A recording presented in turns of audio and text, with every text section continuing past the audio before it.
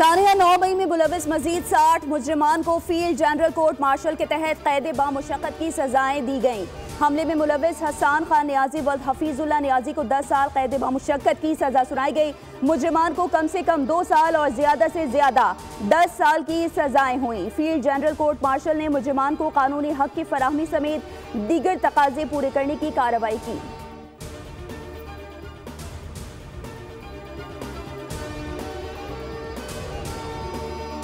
जनूबी अफ्रीका के खिलाफ सेंचुरियन टेस्ट का पहला रोज कौमी टीम की बैटिंग जारी। 56 रन पर 4 विकेट गिरने के बाद कामरान गुलाम और मोहम्मद रिजवान की मोहतात बैटिंग। कामरान गुलाम ने निस्फ सेंचुरी स्कोर कर डाली। कप्तान शान मसूद 17, साइम अयूब 14 रन बना सके। साबिक कप्तान बाबर आजम 4 और सऊद शकील 14 रन पर पवेलियन लौट गए।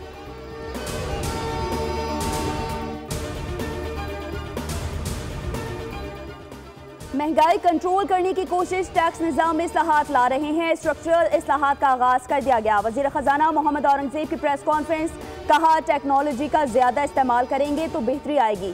चेयरमैन FBR राशिद महमूद लंगड़ियाल बोले, टैक्स वसूली में इजाफे के लिए काम कर रहे हैं। अभी भी 27 लाख अफराद ने गोशवारे जमा नहीं कराए।